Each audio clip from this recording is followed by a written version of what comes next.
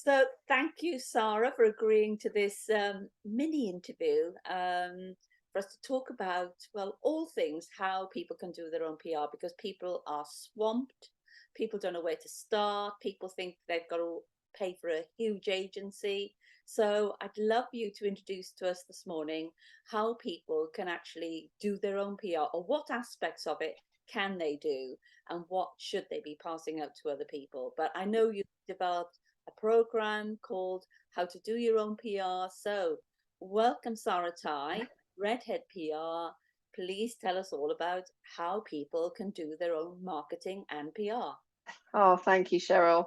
Um, I think the first thing I would say is the days of the big agency, supporting all businesses is gone really. And things are a lot easier to implement oneself as long as one is prepared to learn some of the activities, some of the platforms, and some of the things they need to use to do this. But the first thing I would say in terms of raising your profile to be much more successful is you must have a really good online presence, because anybody, whether it is a journalist doing media relations or whether it is a customer checking you out for about to sign a contract with you, if it's somebody that's about to meet you for a business meeting on Zoom, they will check you out. And what people tend to do is they don't have that sorted out in a incongruent, brand congruent way. So you look at their LinkedIn and it is a certain way. You then look at their Instagram and they're doing something else on that.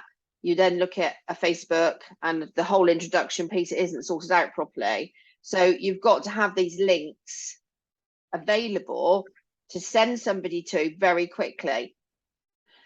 The second thing I would say, and I'm quite happy for any member of I Am Woman to email me and get an example of this and some help, is you must have a really good biography. And it must be written in a certain way that gives the reader a compelling reason to want to engage with you. So that obviously, when you're using a biography with a journalist, they're saying, actually, I want this person to comment on this subject matter, or I want them to contribute to this article, because out of all the people I've looked at, you are definitely the best person and probably going to have the best knowledge for me. And there is a key skill to writing a very good biography. So, for example, a typical problem with a biography that I might read is it takes the whole biography to get to where you actually need to read the important information. So it goes in the wrong order. So people end up putting the latest thing they did, which might be the most important thing, in paragraph 12, when actually that should have been at the top. So a biography is really important. And people these days think it's easy that actually not doing the work on the writing is easier to do the film, to do the introductions through film and everything. Especially for journalists, it is not. They need to see it in writing. So if they are going to do a double page feature on you, for example, in a glossy magazine, they've got the bare bones of what they're actually talking about before they even get to that point. They need to know that you can coherently tell somebody what your business is about and what you're about and what credibility that you've had over the last 10 years to do that. So we've got the online looking good, and we've got the biography that you're going to use. Now, whether it is you as the brand or a business as the brand, or you're launching products, you then need to draft a press release. Now, press releases don't always get picked up, because when you send them out on email to a lot of people or to a couple of journalists, and they get hundreds. Yeah. But to ensure that you're showing regularly a sense of scale and that you are worthy of what you're doing, as in you're really important to talk to, a regular press release is a really important thing to keep sending out.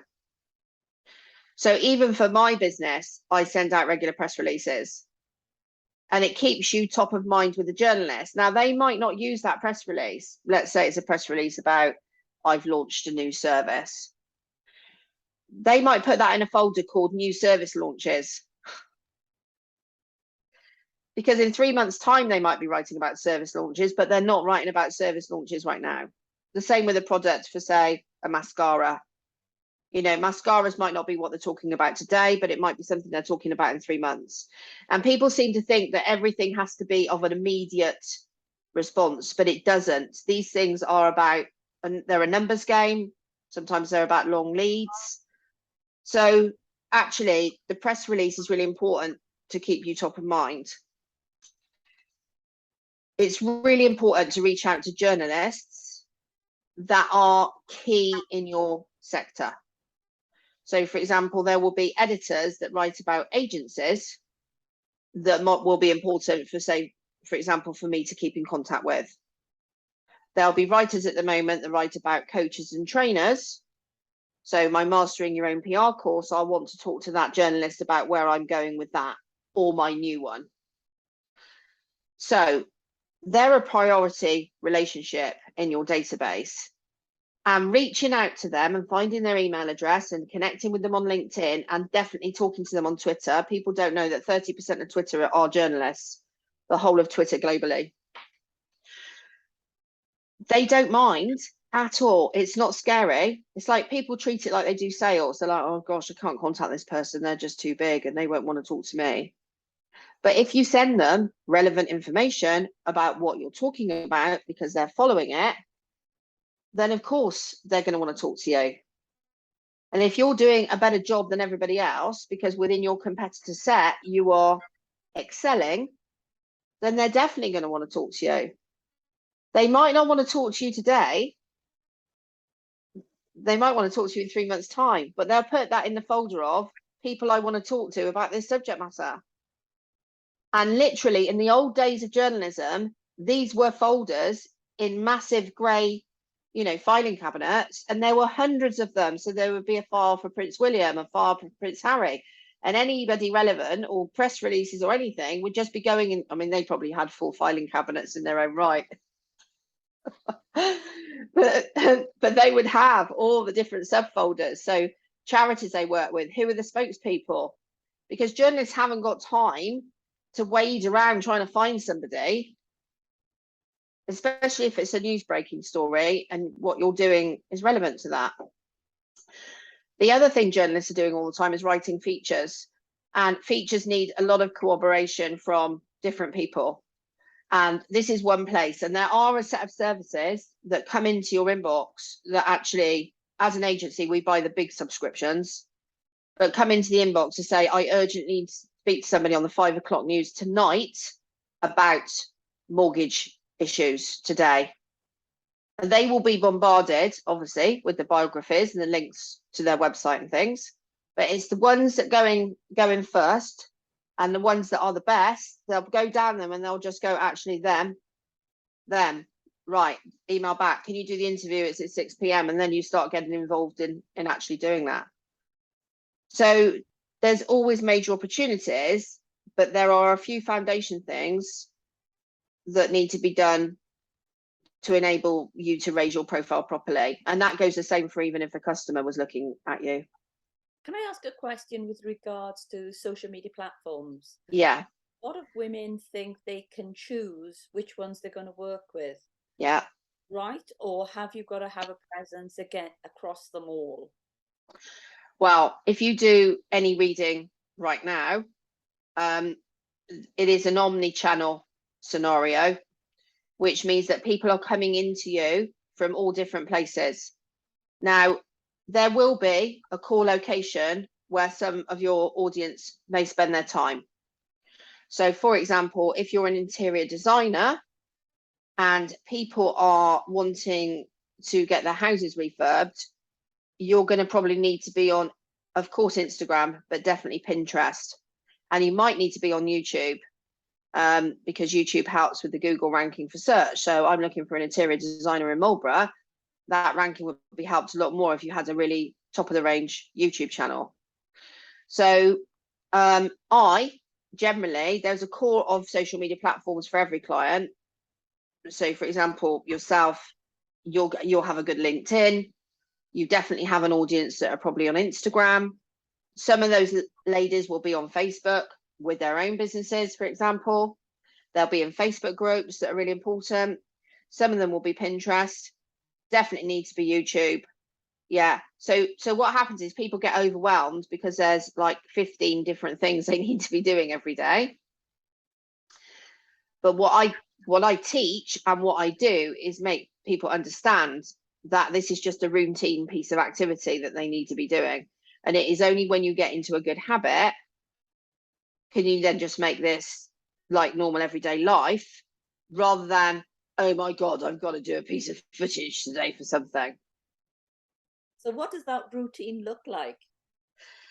Well, generally, so I've just been to Morocco, and I'm just about to set up a TikTok account for me. A, for the experience, so that I can help others more, and B, because it is growing as a platform for businesses. And I did probably 5, 6 TikTok videos, which included edits for it, in the space of 45 minutes one morning. I just, set up my change of clothing, set up what I was going to do, and literally just did that. And what a lot of people do is they don't. So in my own company, we don't do stuff every day all the time. Sometimes we're doing a package of work for a project. It's exactly the same with social media. Half a day, every 2 weeks, the content that you need to possibly plan out. And then obviously your campaign planning, so you know what you need. And I know that then sounds complicated because you've actually got to plan it. But once you start campaign planning and then you start looking at, the year in terms of, Christmas, Valentine's, New Year, New You, Easter, grow your own, gardening. Yeah, I'm going through. So September, trade shows, trade work. If you start knowing what your annual year looks like, then you can start planning what your social media looks like. Because we should all, like for yourself, you had your garden open in August. All your garden pictures that you should be using next year should have been the ones you took in August and July this year. There you go. That's a tip for you in terms of you campaign promoting your garden. Thank you, Sarah. Yeah, a lot of people do get thinking that, oh, I've got to be on Instagram, I've got to be on Facebook, I've got to be on Twitter. Is it that we just got to be on all of them? But as you say, drive a campaign through all of them. Yeah. And there are smart hacks for all of them. And you eventually know where stuff is coming, which is a priority. But you just never know. You might get your biggest customer from a different platform, and it would be a shame to have a rubbish profile on that platform because, and someone not to even bother. Because within a demographic of an avatar, which is your customer, which is part of my program, is how to develop your avatars, campaign plan, and everything. We go into depth with the avatars. It isn't people say, oh, it's a woman between 35 and 44, and yeah, she's married. I'm like, how many million people is that in the UK? Yeah. And it might not just be her, it might be her husband because he's buying it for her because there's a gifting opportunity with it. So suddenly you've got a guy as an avatar and a woman.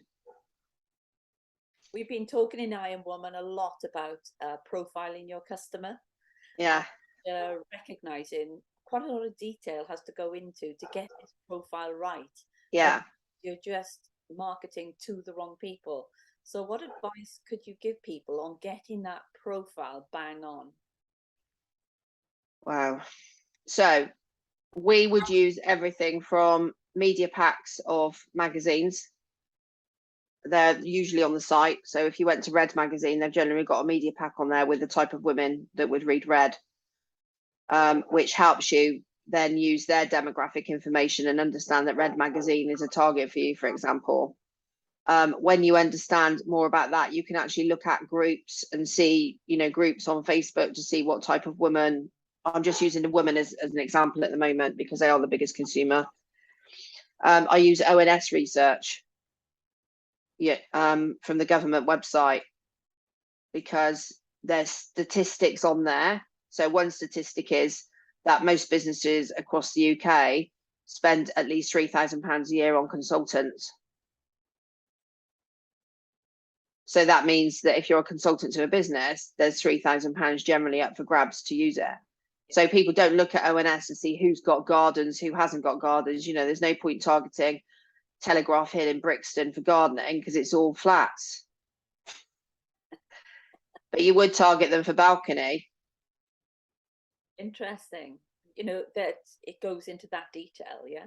Totally. And I did a big piece of work for my own business, but in my program all of that is in there to actually look into all of this, and then I mark the avatars. So I'm generally saying, nah, too broad, go and do it again, do it again, because you've got to carry. I reckon it takes half a day to do a good avatar, Right. minimum. But you wouldn't go into an advertising agency like Saatchi and Saatchi and not expect to do the work on the demographic, because obviously this was just the demographic of your audience years ago. They're now calling it an avatar. You wouldn't expect to go into Saatchi and Saatchi and do a major campaign on television without really understanding what time they were watching it and what they were doing. Yeah. And in my webinar, I used Green and Blacks as an example. We never ever promoted Green and Blacks going into the tube. It was only ever coming out at 6 o'clock at night. So it was stations, outbound stations in suburbs coming out of it to encourage people to go straight in the shop and get it to get on their way home.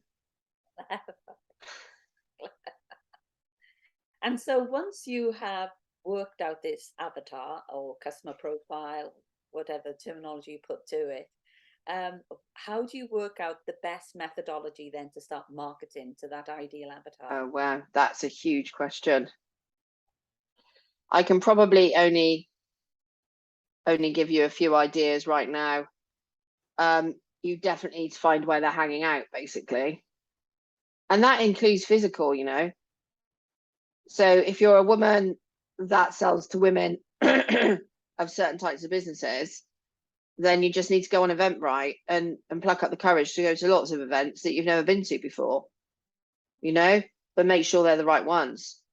And if that was an architecture event, I'm just making this up again, for women, and you were a garden designer, you would need to make sure that they're the right type of architects, for example, that are going to be looking for your work. But from a consumer point of view, if they're a woman and they've got 2 young children, they're definitely going to be driving a certain type of car. They're definitely going to be going to certain types of places. They're going to be hanging out on certain types of Facebook groups. Yeah, they're going to be collecting things on Pinterest, which they need to collect from you. So it is quite detailed, but when you've worked it all out, you actually know roughly what you've got to do in your campaign plan for, say, Easter, which is one of the biggest purchasing times of the year.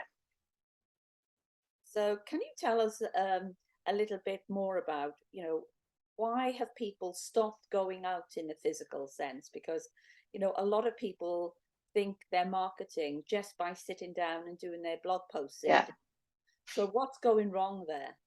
I don't think people have stopped going out, because we've created a networking group in Swindon. Well, I have, and it's just we did it as we came out of August, because obviously that was sort of really the time when COVID's completely over, and now we've had the summer.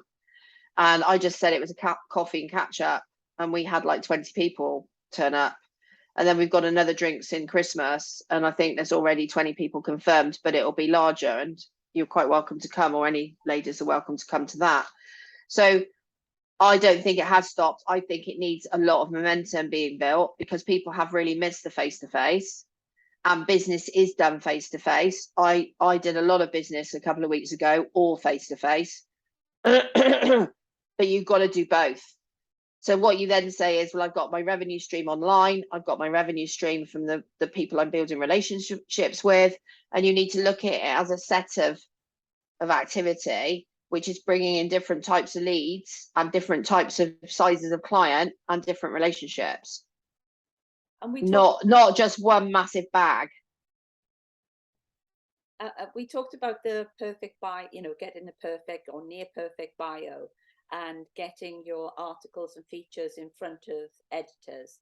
How do people know which are the right editors for them, and how do they get hold of their information? Well, first of all, if they don't know which editors are right for them, they haven't done their avatar work properly, because how would they know what audiences are reading? So, it's really important. If you're not like reading, I mean, well, here we go. So I'm not saying, but I've got magazine, not just online magazines, but I've got magazines and things everywhere that I read to give me information about what I'm doing. It's called research. And if people aren't doing that, then they're not really running a business, are they? Because I've worked in huge businesses and run huge agencies, and research is a major part of what you do.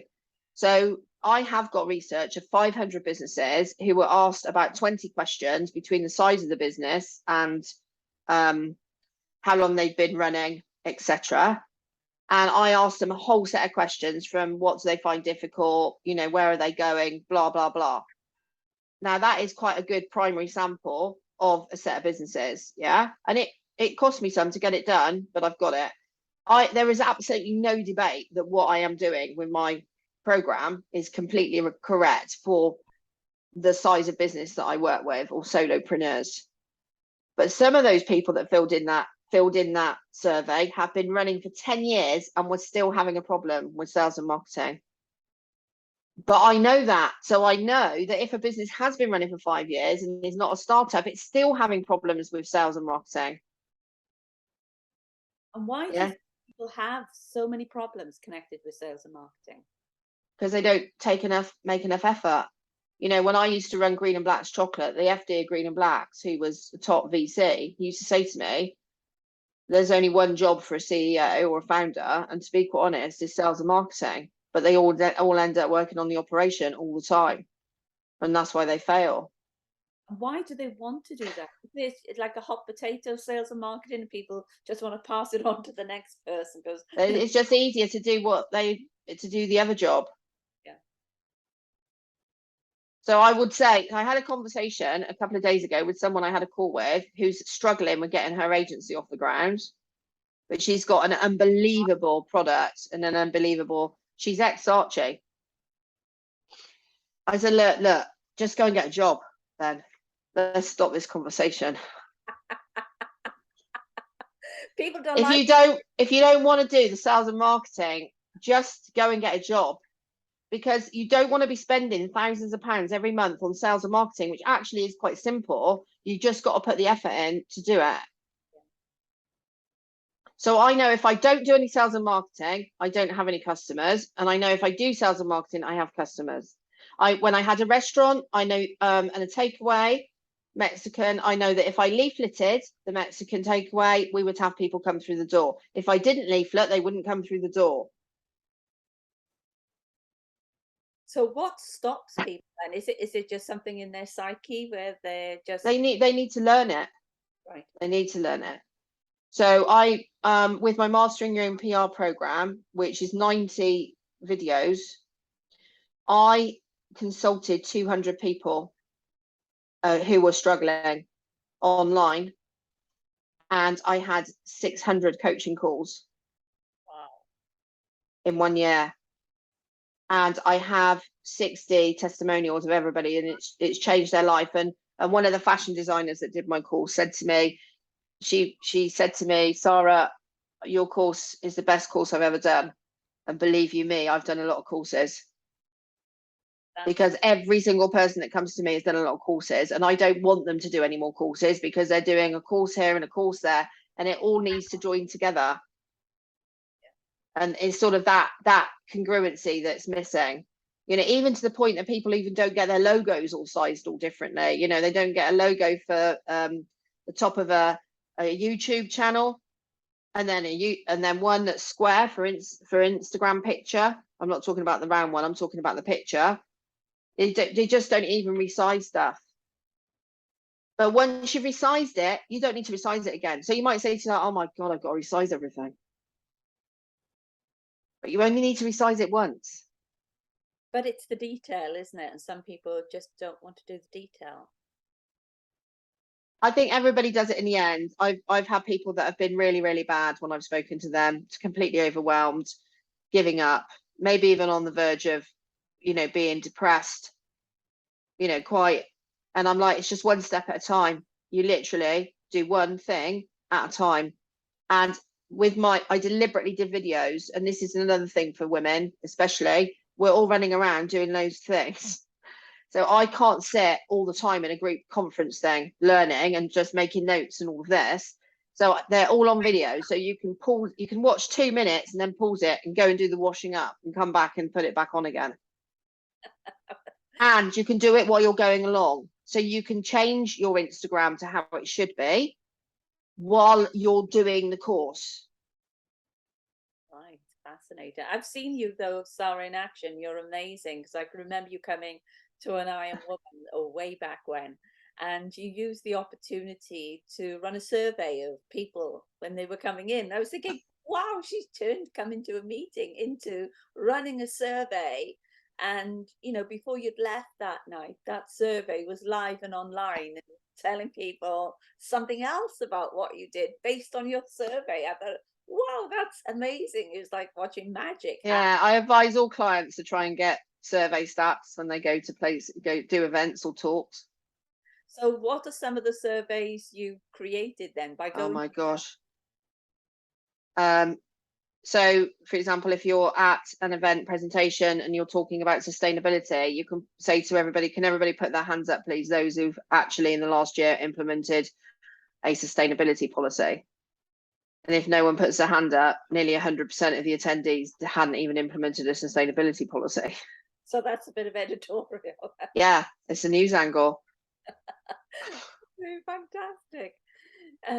So sort of going back to where we started, looking at, it's a must that we have to have social media platforms across the majority of the platforms that obviously our audience are in, and have a campaign Yeah. that then we can, allocate certain time to make sure, those social media platforms work.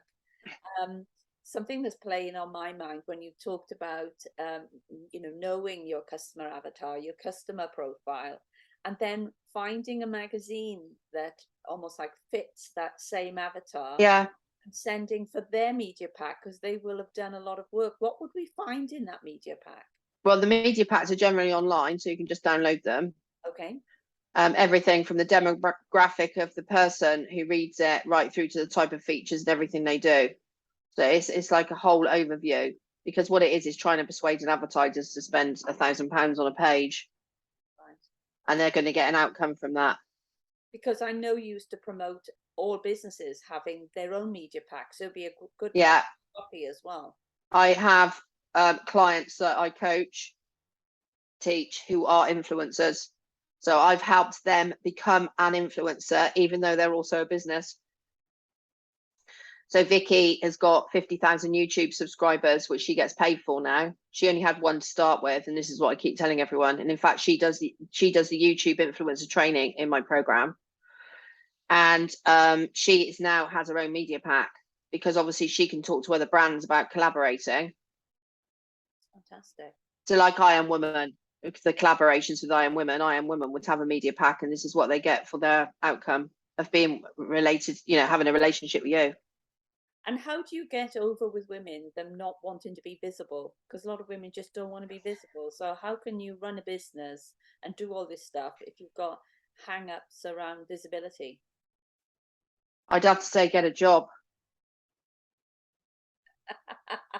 I know that sounds obtuse, but we are in a era of personal branding.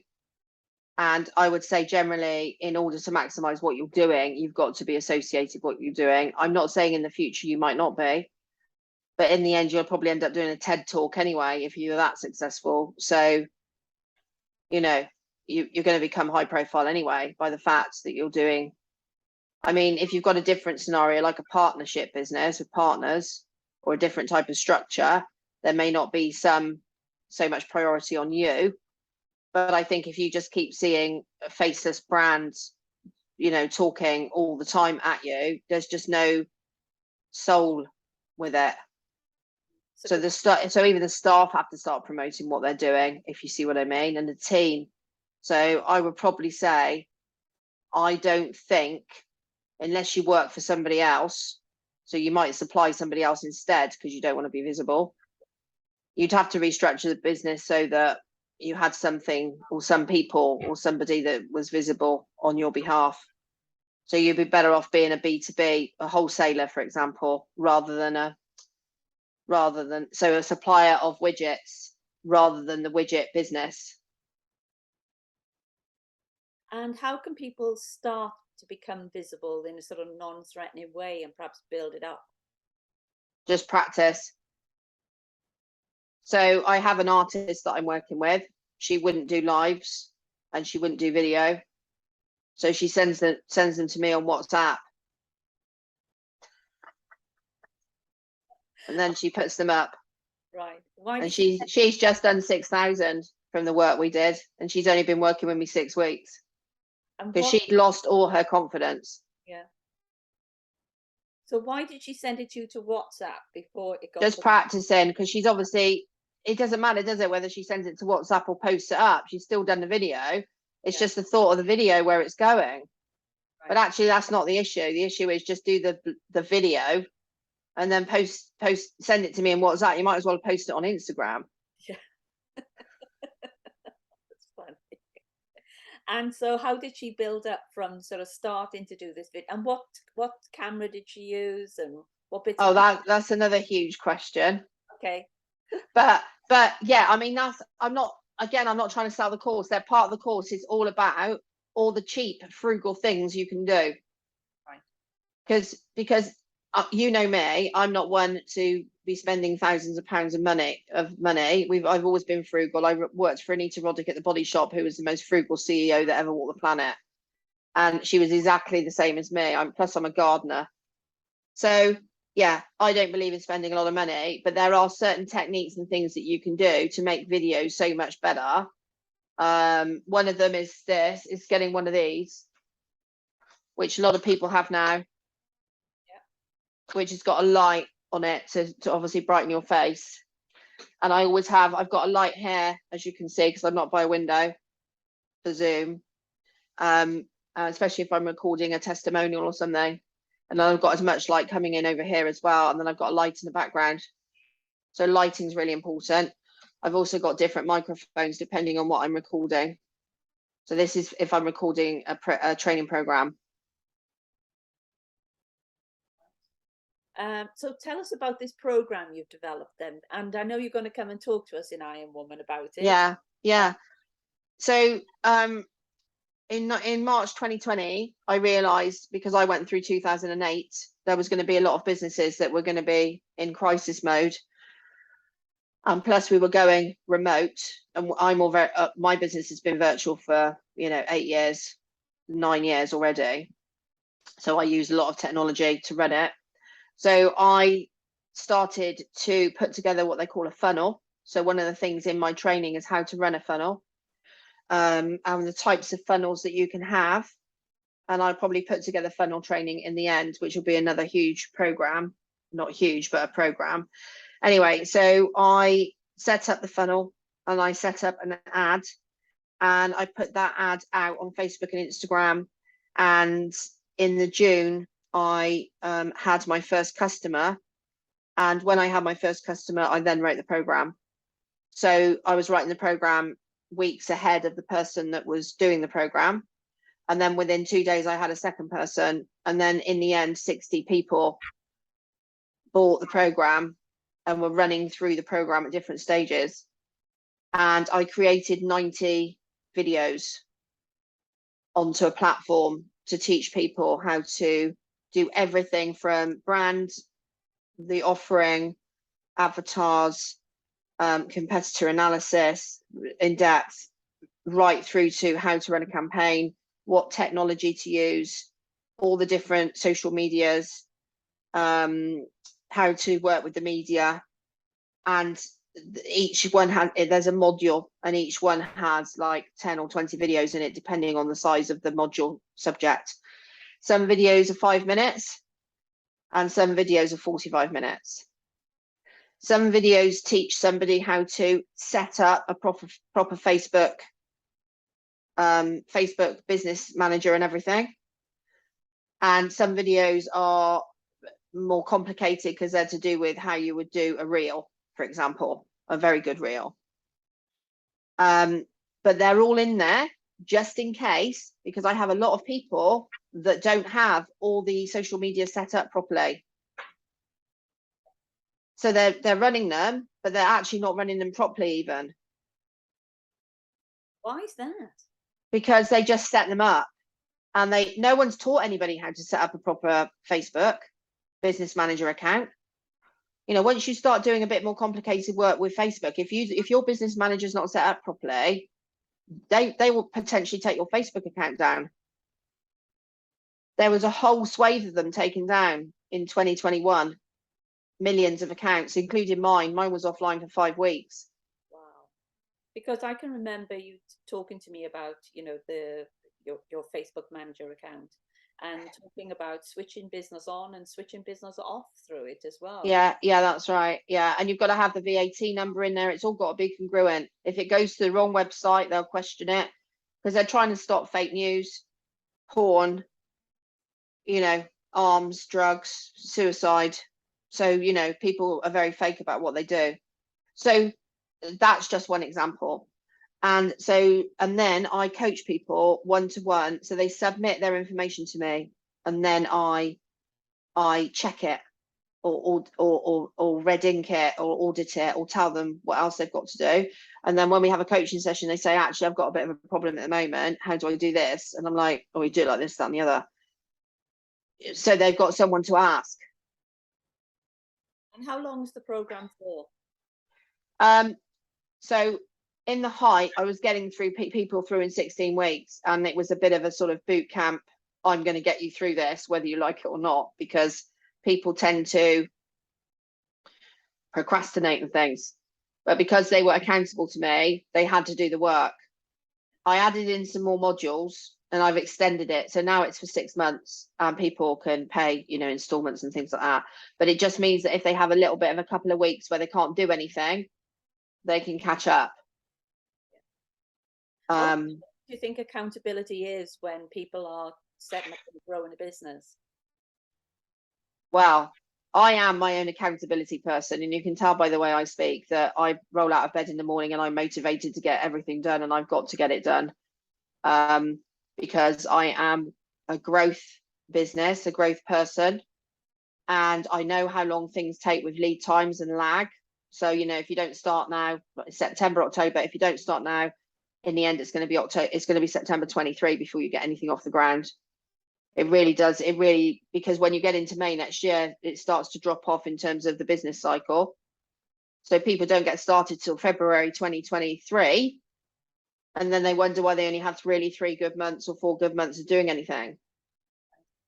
So, yeah, accountability is important, because I haven't worked with anybody, and I'm working with some women right now who actually aren't doing a program. They're doing some other things. And all they're doing is I'm, telling them off if they haven't got it done, or sending them an email saying, where's this paperwork? You were supposed to send it to me. So I'm just a massive CEO of a massive global company of people who just get told off by me all the time. No, not really. But, I am. I mean, there's testimonials on my YouTube channel. There's about 25 already of ones that I've recorded and put on there. And I'm hugely proud of them. Fantastic.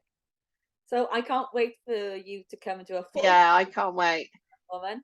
And who knows, it might be further your neck of the woods than where. Yeah, well, I thought if we do, maybe if we can do that, I can bring a group of other business women, so that there's more business women all together.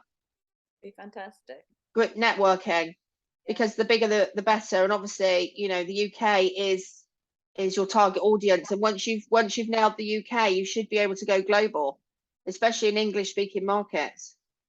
Thank you, Sara. Thank you. Bye, everyone.